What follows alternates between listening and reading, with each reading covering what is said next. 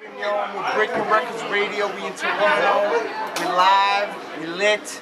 I'm Klee Magor, aka Klee Major. Revere Regime Music Gang. Landmine Entertainment. We're here and we loving it. What's up? This is Deluxe. Jamie Madrock. Man, this your man's Obi Trice. This is Ad-Lib. Yo, what up? This is Spesh One. This is Spesh K. Hot Rock's motherfucking Skot MC. Breaking Records. Breaking Records Radio out here. This is Breaking Records Radio. Check them out, man. Yes, yes. Breaking Records Radio in the place to be, you know what it is. Right. It's your man Maloney, and we got a special guest, Klee Magor. That's what's up. And we've been meaning to get this for a long time now. It's been a minute now. It's been almost a year. It's not like we just met today. No, We've been knowing each other. We've been trying to do this for about a year. I think it was since Rock Pile was when we really first discussed When Ill Bill and them guys were Yeah, there. Ill Bill and them. Yep, yep. That's right. But so either way, we got Klee Magor here, and we couldn't pick a more perfect time because right now the man has got a brand new project in the works. And if I'm not mistaken, this is your first solo project. Without Riviera? I have one solo. You have one other solo. El Okay. Regime Volume 1 is my first Okay, solo that shit. was a solo. That's correct. Okay, I thought that was a group effort. No, that was my shit. It was like a collaboration kind of. It was more like a mixtape street album. Yeah. Because I had all kinds of joints on there. But you're right. Right now, what I'm doing is focusing on me, my solo kind of career. You know what I'm saying? Yeah. And I got tracks. I just dropped 2 tracks this year so far. So I got the hardcore rap joint With Onyx. That's just dope. And I got the Beast with J-Ru, which I dropped just the other day. And do you know what's funny too? Because I just started writing for Hip Hop Canada. And the first assignment, thank you, I appreciate that. No doubt. The first assignment they gave me was to find a local artist and do a write-up about him. Before they gave me the assignment, I said, yo, I'm doing an interview with Klee on Saturday, I'm doing an interview with J-Ru Sunday, let me know if you want me to do transcripts on any of these. And they're like, no. They're like, more the direction we want to go with is this. And they said, don't do Klee and the J-Ru joint though, because we already have somebody writing it up. All right, they do. They gave us props, press. So I thought that was dope. Shout out to hiphopcanada.com. We love you all, man. Thank you for representing what I do, and I'll always give you that exclusive shit. So just much love to hiphopcanada.com. You know what I mean? And I thought that was cool too. You know what I mean? Like, Definitely. You know, It was definitely cool. but so either way, let's talk a little bit about yourself because we've been meaning to do this interview for a minute. For real. So Riviera Regime. Yes, sir. Now, the first time I ever heard of Riviera Regime, I went to go see, because before I moved up here in 2014, Toronto, I lived in Brantford, small little town. I don't know if you've been through there. They're one of the closest casinos around here. You've probably been there. It's a small town. I've been there. Yeah, a little I'm small. Ontario. You know what I mean? I'd be out here. Wayne Gretzky's hometown, little bullshit city. But yeah, so that's where I grew up. Right. But I first heard of Riviera Regime coming to Toronto to check a Necro show. Okay, fair enough. And now I know you guys did 2 albums before you actually did the Psycho. The Real Soldiers Ride joint that I dropped before on you signed with Records. Necro. Right, with Psychological. That's correct, yes. So you did 2 albums prior to that. That's right. And we will talk about that. Right. But the one thing I'm curious about is like, how did the whole thing come about with Necro? Like, was it literally just through doing the tours and stuff? And I mean, with Necro, what it was, and I've said this in interviews in the past, I hit him up. I was interested in what he was doing. I was put onto his music. I didn't know who he was, what he was. Yeah. I didn't know about him. I didn't know about Ill Bill. I didn't know about any of that. I'm from Toronto. I do my thing. Exactly. I mean, so you know what you I know the '90s eras rappers like J-Ru and them guys, Onyx, that I was a fan of. When the label still ran shit. Right. But then the internet phase came through, and then right? And that's when dudes like Necro and all these guys came to our attention, right? And then I was put on to Necro by people out here. They're like, yo, check him out. So I Googled his ass back in the day, and I saw his shit, and I hit him up because I was interested, because I liked what he was doing. Yeah. He's talented. He's super talented. There's no denying that. No, not So I at hit all. him up. And beatmaker-wise? He's super talented. Super talented. Crazy. So I hit him up, let him know who I am, what I do, Riviera Regime, what we do, and he's a Jewish cat. I'm a Jewish cat. Oh, are you? Yeah. Okay, cool. So cool. I thought that was something he might get a kick out of, you know what I mean? And back in them days, like in 04-ish, when I hit him up, it was less. There was a lot less hip hop artists trying to really blow up at that time because the internet was kind of new at that time. Like, well, the internet wasn't fully new, but that whole hip hop being pushed on the internet was new. So I hit him up and I let him know what we do and what we do and whatnot. And he was cool and whatever. And we connected. And then from there, we just did more shit together, and I had an album already ready Yeah. before I So even... he just kind of put the album you already had. I already had it ready. Okay, He cool. only produced one track on that album. Yeah, because I noticed that too, and that's what I was actually. Okay. So for the most part, bro, it was my album ready to go, but I was cool with It was a Necro. bigger platform and we were for you doing to more put it stuff. out on. Yeah, at one point we were doing stuff with him. We did a show in Toronto, then we started touring with him. We weren't on his label, but we were touring. We were doing stuff with him. Oh, so you guys did the tours and That's stuff right. before you guys were even. At least 2 years of that. Okay, yeah. Before, like, he offered me Yeah. to release my new shit on his shit. 'Cause that's what I was gonna say too. Yeah. Like when I first heard of Riviera Regime, Right. Klee Magor, like it was on a Necro tour. Fair enough. So that's And Necro gave us a lot of exposure, and for that, I got much love for Necro and everything. You know what I mean? So we was on his label for like one album. It was just that one project. But we toured with him a lot, like 4 Yeah. years of touring. Like I've actually touring with him and connecting and doing a lot of shit with people that he was down with and so on. Yeah. And I got love for all those people. You know what I'm saying? But after that one album, things kind of just fizzled out as far as how the relationship business-wise panned out. Yeah. And I went on and did my own thing independently with Landmine Entertainment, which was what I was Well, doing and prior. I was gonna say you had Landmine already had Entertainment it. for the first 2 albums. Exactly. Yeah. So I just went back to the original original blueprint. format and just went back to it. Hell yeah. Dope, man. You know what I mean? And so with that being said, because as far as I can research into the history of Riviera Regime, Mm-hmm. Right. it was Landmine Entertainment. You guys had the one project, your third album. Right. You did it with Necro. That's right. And then everything was Landmine since then. Since then. And then lately, you've been working with Real Wolf a lot. Well, Real Wolf is that's Tom. Tom is the man. Yeah. Trust me, Tom is my Tom, dude. it's okay. Yo, salute to What up, Tom? What Tom up, is the fucking man. Now, so maybe motherfuckers don't know.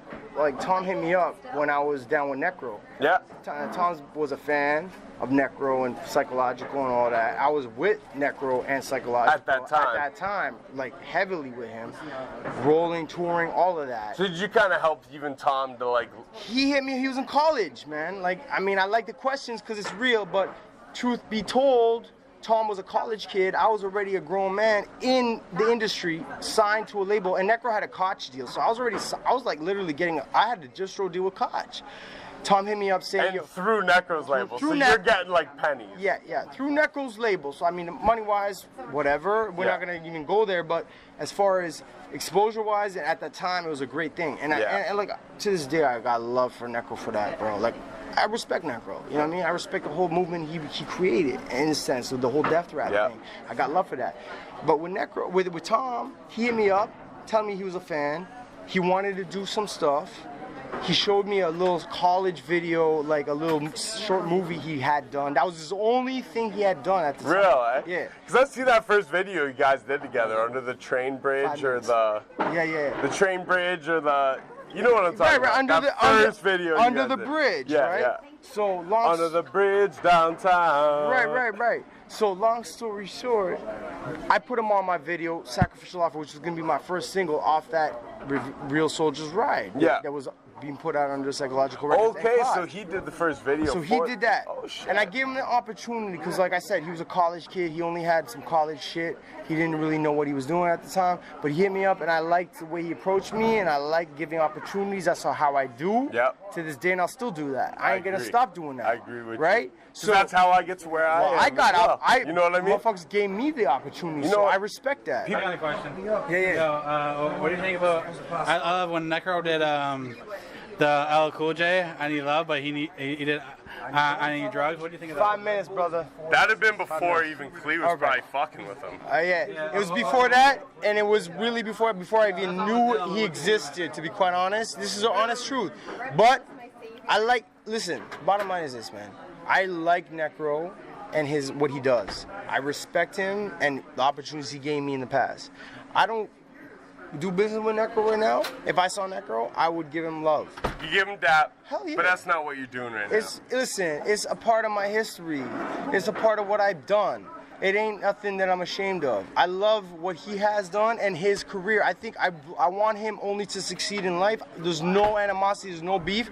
I don't know how But he at feels. the same time, I just know that how I feel. I was That's gonna only say, I can only. dig you because at the same time, I feel like a lot of times artists are defined by a certain action they make in the past. Right. And I almost feel like that's what you're trying to say. It's like, I'm just saying, like, yeah, I was with Psychological. Yeah. That's not what the fuck Klee Magor. That's like not as what you Riviera said, I regime did 2 is. albums prior to meeting him. Exactly. And that was some real shit in those days. So like And then you guys have dropped what, 2, 3 projects since? 3, like I've dropped since then I've dropped 2 albums, and I've done my now 2 brand new singles, one with Onyx and one with Onyx, Jeru. the hardcore and rap. like you see, I fuck with Jeru. I fuck with Onyx. I fuck with Killer Priest. I fuck with Cannabis. I fuck with so many artists.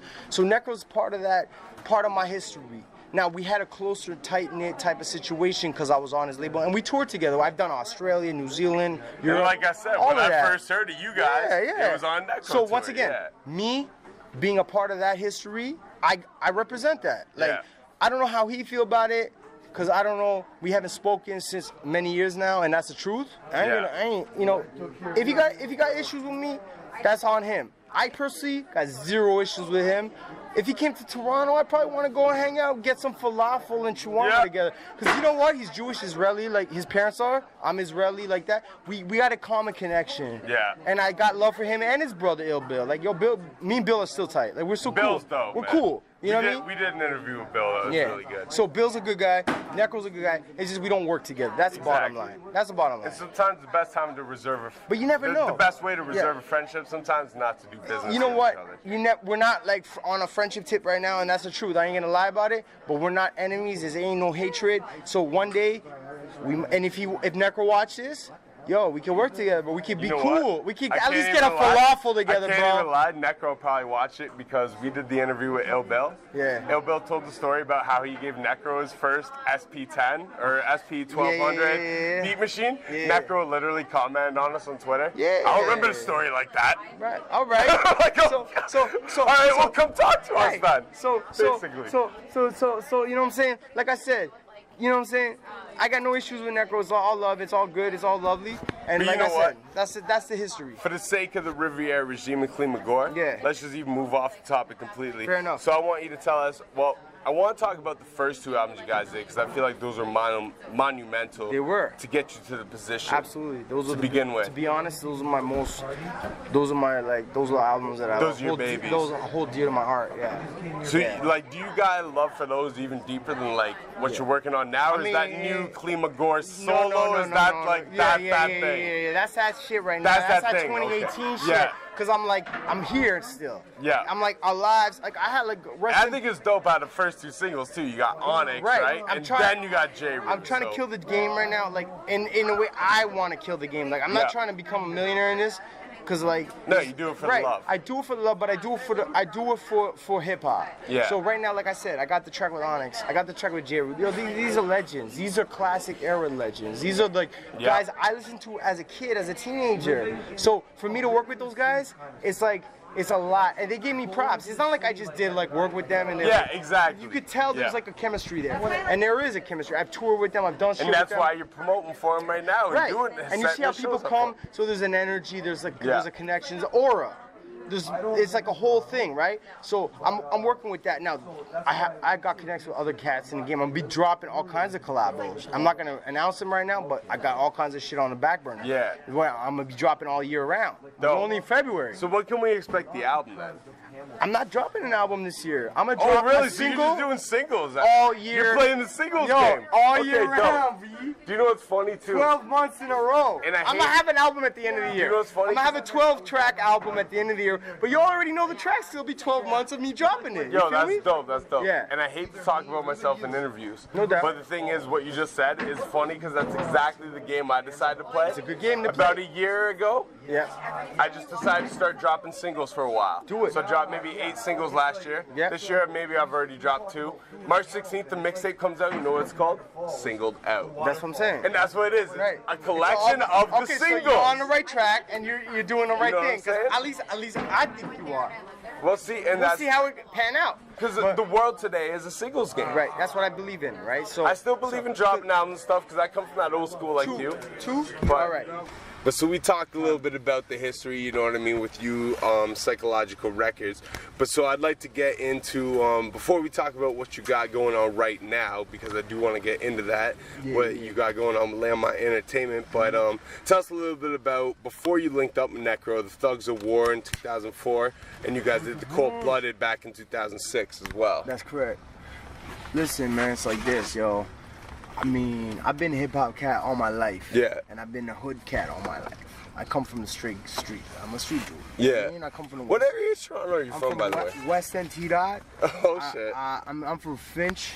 Okay. Finch, West. Alright? Yeah. Now, so for people who don't know what that is, we're talking anywhere from... If you live in Toronto, you know what the fuck that anywhere means. between Yonge and basically, like, essentially Weston Road. Okay? That's Weston, my yep. stomping grounds off on Finch.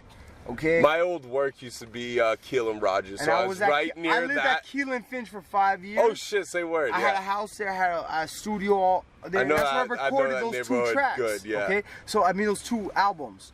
Thugs of War and That was up in the West End, yeah, eh? Yeah. So that's where that energy comes from, you know what I mean? Being in the West End, being in the hood, and just being hood dudes, you know what I mean? Like I said, so for me, that's really what those albums represent. They represent my struggle as a hood dude coming up in the hood with literally nothing. Like, Yeah. yo, I was hustling, but yo, we was on some low, some low. I would say we were on some like, I guess you could say kind of like Mickey Mouse hustle type shit. Yeah. We was hustling, but you know what I mean? Like we didn't really. You weren't the big time. Nah, we were but younger. You know were what I doing mean? your thing, yeah. We were younger and we were in the hood. You like and any we was doing what we was doing. But those two albums, if you listen to them, that's what those two albums represent. Well, another thing that I feel that your style represents too is, if I'm not mistaken, you served in the Israeli Defense Force. That's right. Yeah, the Golani Brigade. I did that, yeah. When I was 18, 19, I went off. I said, fuck it. Thing is, I was out here hustling before that. I was Yeah. in Toronto. I mean, I'm born and Were you bred. born and raised Toronto? 100%. Okay, word, I was word. born in Toronto, Mount Sinai Hospital. Been raised out here.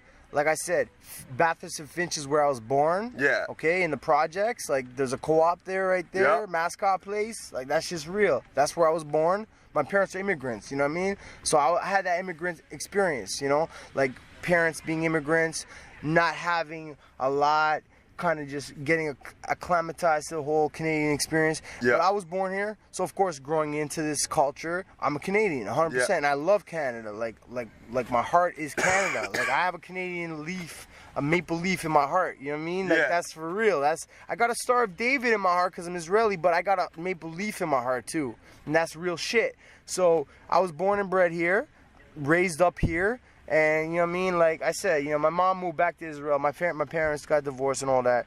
I was just raised, like, in a hard knock life, yo. Yeah. Like, parents split up, immigrant experience, not a lot of money, not a lot of, like, no connections, being, like, you know what I'm saying? Motherfuckers don't really, you know, look out for immigrants like Yeah. that. You got to kind of make your way.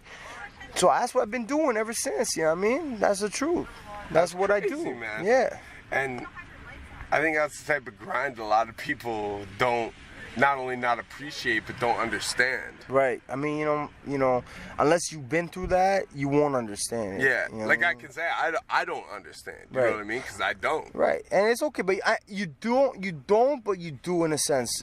I think you understand it in a way where you can understand it. Exactly. But you yeah. you can't relate I to can't it 100%. relate to it, You can relate to exactly. it to Yeah. some degree, Exactly. but not 100%. Yeah. But that's what I do. So that's why I connect with guys like my man's Big Stretch the Demon Slayer right here. He's Jamaican, right? Yeah. He was born in Toronto like I was born in Toronto. We're both Toronto cats. He's West End, I'm West End. We're Yeah. from the same hood pretty much. I mean, he's from Jamestown, which is at Etobicoke. Yeah. I'm more like Finch, North York Finch. You know Yeah. what I mean? I was also lived a certain part of my life out in Neptune, which is like, if you know Neptune. I don't even know Neptune. All right, so you gotta Toontown. You know drop that where on me. Jungle is? Oh, I know the jungle. Okay, yeah, right so- out near fucking So the right mall. right next to the Yorkdale and all that. Yeah, right over the highways. Right. So next to Jungle, you got another hood, which is considered pretty much the same hood to the people that live in that hood. It's Yeah. like the sisterhood to that hood. Yeah. It's called Neptune because it's Neptune, right? Okay, But we yeah. call it Toontown because it's like that's the hood Yeah. way of calling it. The same But, way the yeah. jungle is. Right, what, right. It's like I mean, it's Lansdowne It's Lawrence or something. Heights. Like, No, I it's can't remember. It's the Lawrence exact Heights. No, we're streets, talking but- Lawrence and basically Yeah, Lawrence and like Allen Road.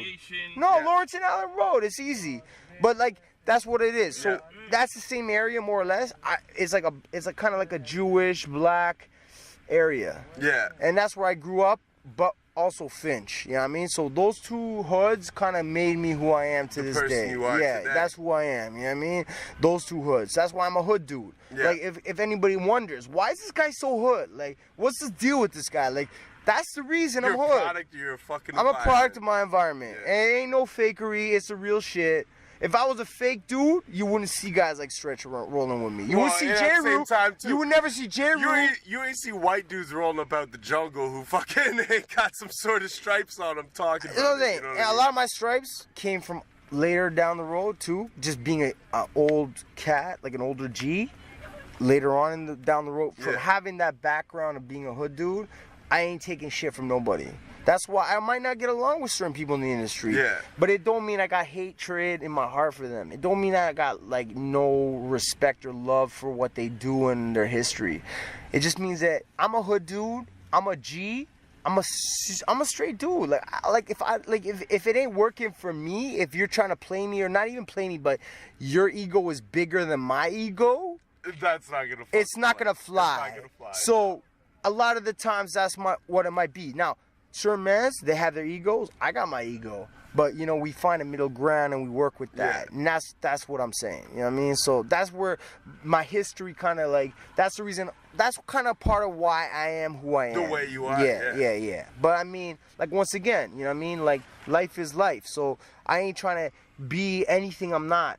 So what I do is just be myself. And that's what it is. You know what I'm saying? Yeah. Yeah. And with that being said, too, so we've spent a lot of time talking about your history. So I want to talk to the people a little bit before we wrap it up about what you got going on, because as you informed me earlier in the interview, you have done a solo joint, which I wasn't even aware of, but you had done a solo joint, but right now you're working on the solo album. Like And it's your first solo album, though, right? Like, you did a solo mixtape joint. Right, that's but- true. That was a street album. You know what I Yeah. mean? Like, it was an album. I still consider it an album. You know what I mean? Yeah. I mean, I'm selling it on iTunes and Okay, shit. It's yeah, on yeah. So it's still Spotify your as an shit. album. Yeah, If you yeah. go to iTunes, my Klee Magor iTunes page, which It's is on there. it's growing, by the way. Like, it's been getting more bubbly all year round because I've been dropping these singles. Yeah. That's my strategy and all that, and I'm investing in myself more. You know what I mean? Like, I've been blessed. You know what I mean? Like, lately, like, money's been coming my way more than before because I feel blessed. I believe in being blessed. And, like, you just keep hustling, keep working. Like, don't let nobody stop you. Don't let nobody tell you can't do it. Just keep working with what you got. Work with your talent. Work with the technologies around you. Work with the era that you're living in and Yeah. you're working through. You know what I'm saying? Work with the fans that you got. Work with the fans that you don't got yet. You know what I mean? Yeah. Work with all of it. You know what I'm saying? Work with those collaborations that you've done. Work with everything you can think. Like these shows like we did tonight. Yeah. Work with that. You feel me? So that's what I'm doing. Now, as far as my solo album, now, like, I'm not dropping an album. I was gonna drop an album, but I said, fuck it. I'm gonna drop singles all keep doing year singles, long. like we This were talking about. 2018, now, this is a gem, and I'm gonna give it to you. Riviera Regime is RR. R is the 18th letter. 18 plus 18 is 36. That's like, to me, like, that's double life, right? Because 18 represents life, right? In like esoteric, Kabbalistic type of stuff. Yeah. Now that's some deep shit. Now I do the deep stuff too. I don't know if you've heard some of the deep shit. I've done tracks with like Cannabis and Killer Priest, The Final Hour. That's some deep shit. Done track my man Big Stretch, Spiritual Wisdom. So I just did a track with J-Ru, The Beast. Now that shit's spiritual. Yeah, it's so on I'm a deep conscious shit. rapper. Yeah. Like I want people to understand that I'm a conscious rapper. I got a lot going on here. You got the shit for the streets, but you got the shit for the mental, too. Yeah, exactly. Because I'm not just some one-dimensional rapper. I'm like probably like all kinds of dimensions. Like, Well, you know that's, what I mean? that's the thing I think a lot of people don't realize about many MCs. A lot of MCs who are really dope get slept on because people don't understand the fundamental different directions in which they actually represent. You know what I mean? Right. Like a lot of times cats get boxed in as like, yo, you're that Jane and Exactly. you know what I mean, rapper. Yeah.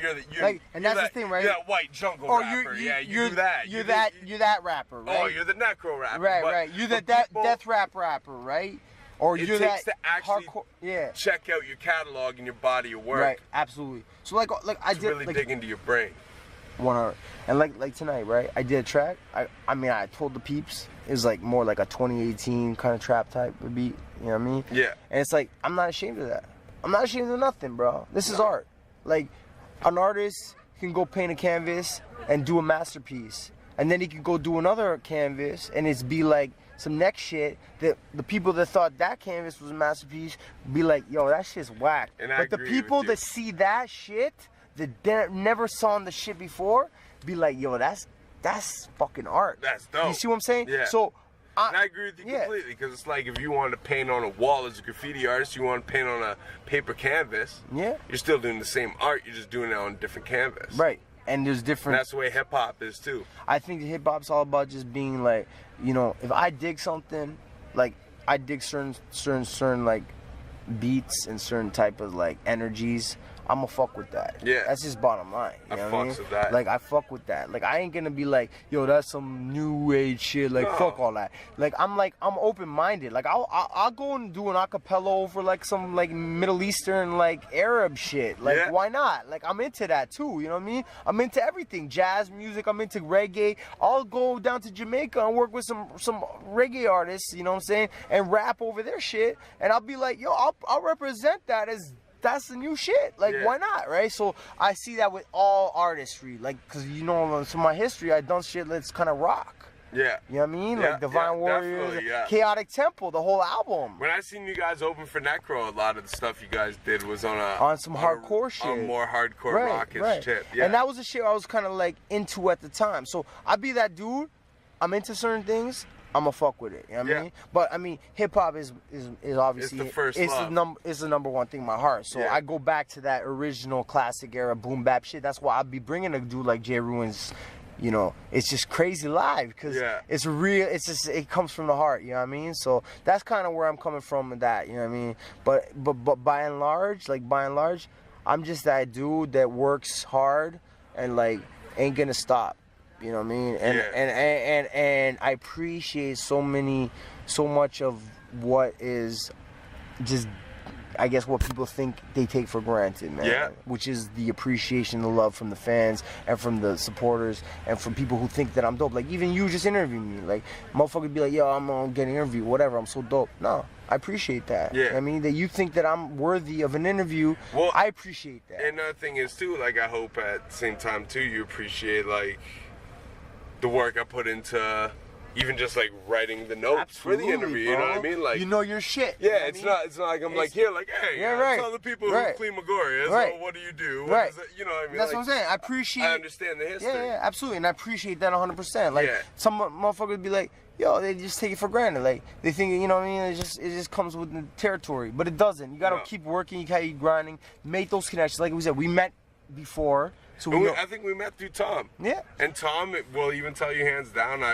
I'm probably his favorite interview he's ever done. Yeah, and like once again, that's why he's hooked me up with other people. Definitely, and once again, go back to Tom because I think we got caught off. Yeah, it was up there. Yeah, up there. So like, I just want to finish with Tom. Like, that's my dude. That's my boy, yo. Like, I got love for Tom and Real Wolf. Like, so it's nothing gets twisted in the interview and like lost in translation. Me and Tom are friends, and that's like to me, he's like my brother. You know what I mean? Like, I got love for Tom and Real Wolf. You know what I mean? It's like that's why you'll see me on Real Wolf shit because I'll give Tom verses. I'll fucking jump on Tom shit because he's my boy. You know what I mean? And it's like once again, I brought him into. I feel like that's just a history. I never like reached out to Tom trying to bring him in. He hollered at me. So that's the true history. It was real life. It's real, and it's like I appreciate what he does, and he's come a long way, man. Oh man, he's come a long way. And you know what? It was crazy. First time I interviewed him, I got asked by a publicist that I deal with. Actually, you know him, James Wright. Yeah, I know him. That's my publicist. Yeah, exactly. That's my dude. He was the one who hit me up about doing Tom interview the first time, right? Mm-hmm. And I was like, yeah, sure. I was living with my ex-girlfriend at the time. I'm like, it was almost a conflict of interest for me to leave the house that night. Okay. But I'm like, I know how that go. Exactly. I know right? You know when you deal with those types of women. For sure. And I'm like, you know what? Fuck it. I'm gonna just do me tonight. Yeah. So I went out,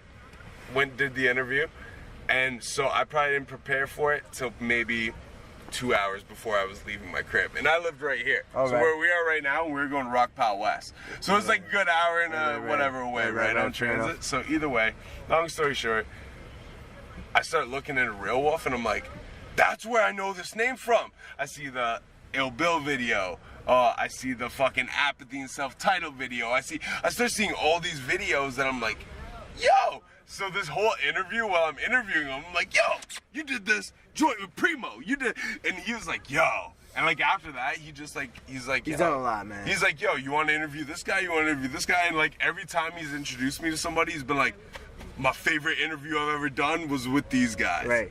And that goes back to me saying, like, Tom's come a long way. Yeah, it's come a huge way. Right. Because even from that time to what he's done now. Like I said, his first fucking videos, and he won't deny it because it's the truth, and that's the facts. Were my videos. Before that, he didn't do videos. He was doing, like, he did a school project. He was doing short films. He did one short school project he won't show nobody because it was a school project. But then he hollered at me. And I was like, yo, I like this guy, the way he, like that email. Like, he's a real dude. Listen, bottom line is this. He showed me it's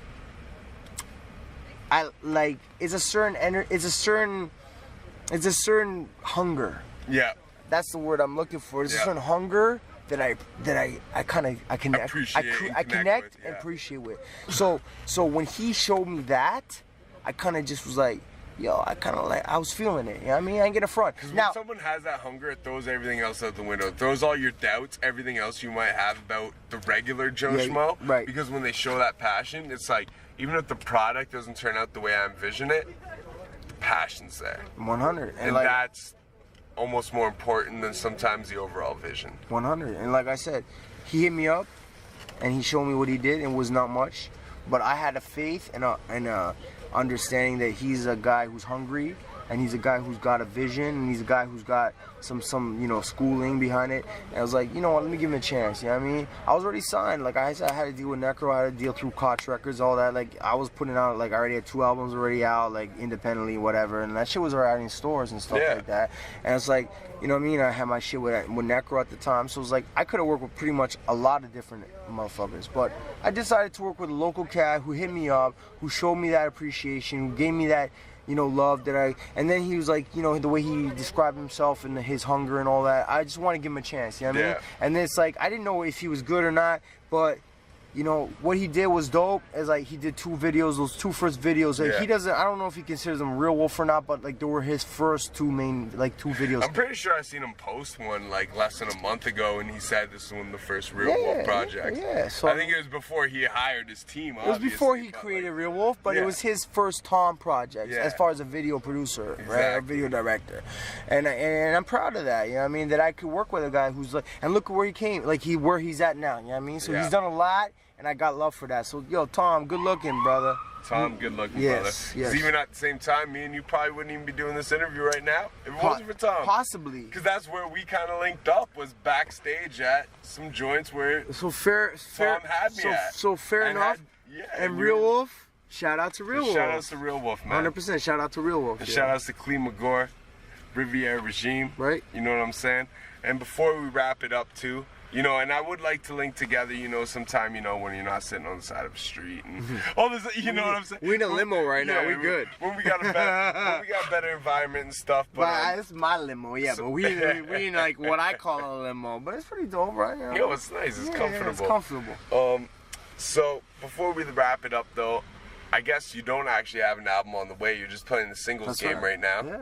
All right. I'm gonna try that method out for the year, and like I said, I like that. I got a lot of music, so I got enough for an album. I got enough for like 5 albums, to be quite honest. I got in my own studio. Like, so you're just kind of playing the game. I'm playing the game. I'm taking throwing a couple chips in here, a couple chips in here, and I'm taking advice from guys like, Jeru and like Onyx and like people I work with, you know what I mean? They give me that, they give me their feedback, they tell me what's up, they like me, so they're not gonna lie to me, they're not gonna bullshit me, they're gonna tell me what they do, and I always go with what I feel at the end, how I feel it, what's good for me. That's how I always do it. I'm not gonna listen to somebody and be like, okay, that's how I gotta go now. I listen, I'll absorb, and then I'll calculate. You pick the important pieces out of that conversation, and then you know what I mean, and how it applies. I'll compute, and then I'll do my little processing, and then I'll figure out where I want to go with it. You know what I mean? But I'm listening, and I'm open. And like I said, right now, what's the point of putting an album? I'll put out a single every month, and at the end of the year, you got your album. And you know what? You might even gain more traction that way than you do. Because nowadays, it's all about the internet, bro. Like, how are you going to get that fan base? You keep putting out a single every month.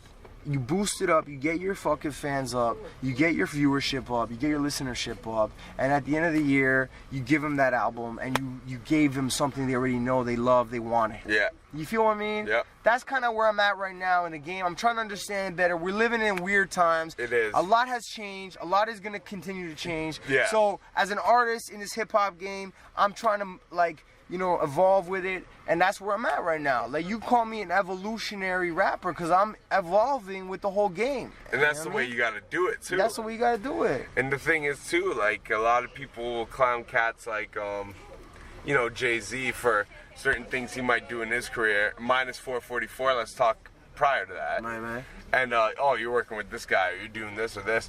But, like, you never looked at Frank Sinatra when he was in his 80s for working with the most popular artists of his time and recreating his career. You never look at Aerosmith working with Run DMC at the time. You know what I'm saying? And that's why these guys have these longevity careers as they do because they've learned to evolve with times. Right.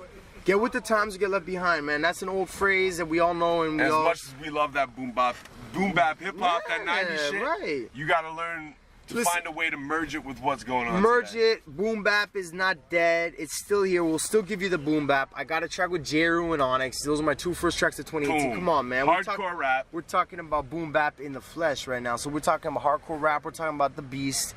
And like, I got trap joints. Like, listen, man, I'm a trapper. Like, I mean, I ain't gonna be out here trying to pretend like I'm some southern trap. I'm a northern trapper. I'm out here doing things. But you bet, yeah. You know what I mean? And when I say doing things, it's more than the music industry. I'm a hustler. Like, I ain't gonna get into the details about what I do, but I do shit. That's the way to do so it. that's just how it is, man. So you might get those tracks, and that's what it is. And I want to get them young fans, because I'm out here, and I'm young still, so it ain't nothing. It ain't nothing, man. We out here, we're universal, Yes, sir. we ageless, we hip-hop. And that's the bottom line, yo. That is the bottom line. You know what I mean? Yo, Klee, my man. Yo, thank you for your time. No doubt. I Thank you. appreciate it. I appreciate and you. I will see you tomorrow night. Absolutely. London City. Yes, sir. Thanks You again. know what's yo. up. Appreciate it. Riviera Regime, Klee Magor, Breaking Records Radio. Yeah. And we out. Yeah.